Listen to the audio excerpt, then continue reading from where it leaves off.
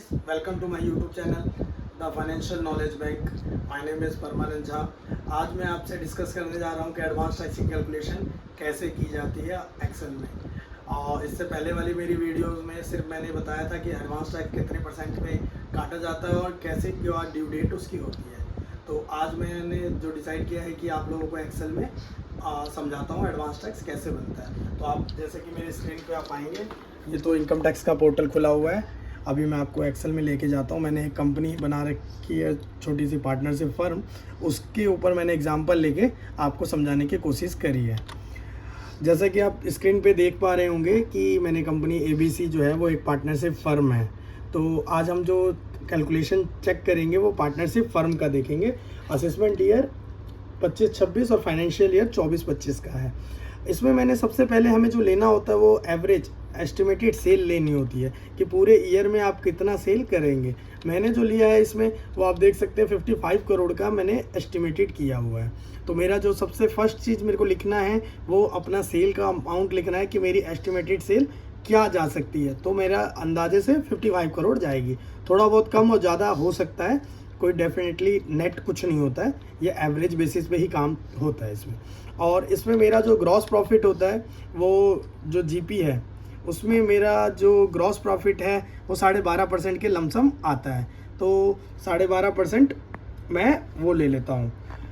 तो मैंने 55 करोड़ का जो 12.5% लिया वो 6,87,50,000 आया। तो मैंने वो अमाउंट निकाल के लिख लिया। फिर मेरा जो इनडायरेक्ट एक्सपेंस है वो 5% है टोटल सेल का, तो मैंने 2,75,00,000 वो भी ले लिया।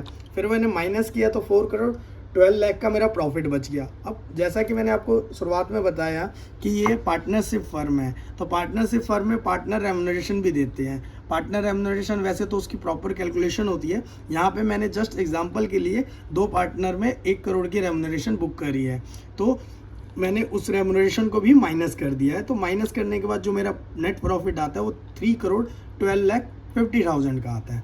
उसके बाद कुछ मेरी एडिशनल इनकम भी है, जैसे कि 5 लाख का रेंट रिसीव होता है, 50 लाख का FDR का इंटरेस्ट रेट है, जो इंटरेस्ट आता है वो। तो ये टोटल मिला के जो मेरा हुआ वो 3,67,50,000 ये मेरा नेट प्रॉफिट आ चुका है।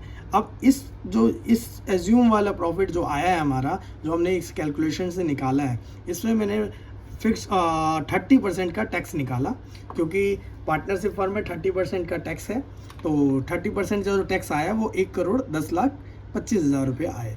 उसके बाद जैसे ही 1 करोड़ क्रॉस होता है नेट प्रॉफिट तो 12% का सरचार्ज लग जाता है, तो वो 12% का सरचार्ज लगा दिया। नीचे आपको पता ही होगा एजुकेशन सेस लगता है 4%।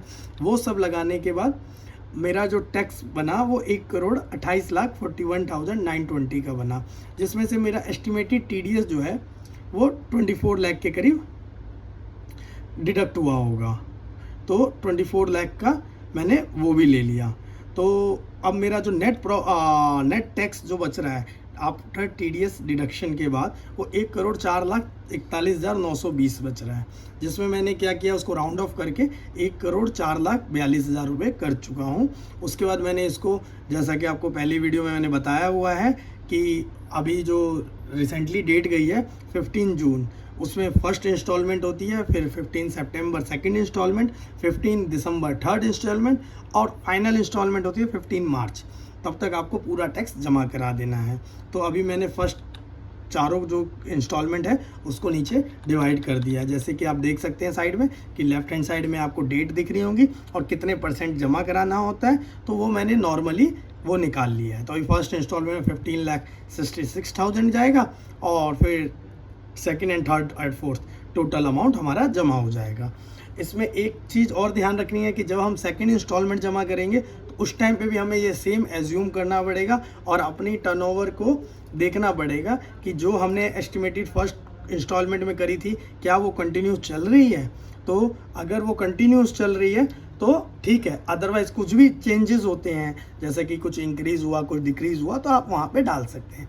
एडवांस टैक्स पूरा एज्यूम बेस पे जाता है, आपको जस्ट एवरेज करना है। किसी भी कंपनी में जस्ट ये 5 चीज़ आपको पता होनी चाहिए, तो आप प्रॉपर एडवांस टैक्स बना सकते हैं। क्योंकि क्लाइंट की क्वेरी, ये होती है कि अगर आपने किसी का टैक्स ज़्यादा जमा करा दिया तो भी प्रॉब्लम होती है उनको, क्योंकि रिफंड का वो वेट करते हैं, बोलते हैं हमारा कैपिटल आपने यूज़ कर दिया, वर्किंग कैपिटल आपने इंगेज कर दिया। और किसी ने कम कराया तो भी होता है, क्योंकि उस पर इंटरेस्ट लग जाता है। जैसा कि आपको पता है 1.5 पर मंथ है, तो लगभग आपको इंटरेस्ट बियर करना पड़ जाएगा। तो आपको एक ऐसा एवरेज एस्टिमेटेड लेना है जिससे ना इनकम टैक्स को प्रॉब्लम हो और ना ही आपके क्लाइंट को प्रॉब्लम हो। दोनों चीज़ आप बैलेंस करके चलेंगे तो होगा। उसके बाद मुझे होपफुली आप, मुझे यकीन है कि आपको ये डाउट पूरा क्लियर हो गया होगा। अगर इसमें कोई भी प्रॉब्लम लगती है तो आप मुझे नीचे कमेंट करके बता सकते हैं, ठीक है। और कोई भी ऐसा कोई डाउट हो तो आप मुझसे कंसल्ट भी कर सकते हैं। मेरे को अपना ईमेल आईडी एंड अपना कॉन्टैक्ट डिटेल मुझे कमेंट में डाल के तो मैं आपको वो रिजॉल्व कर दूंगा। आज के लिए बस इतना ही। Thank you.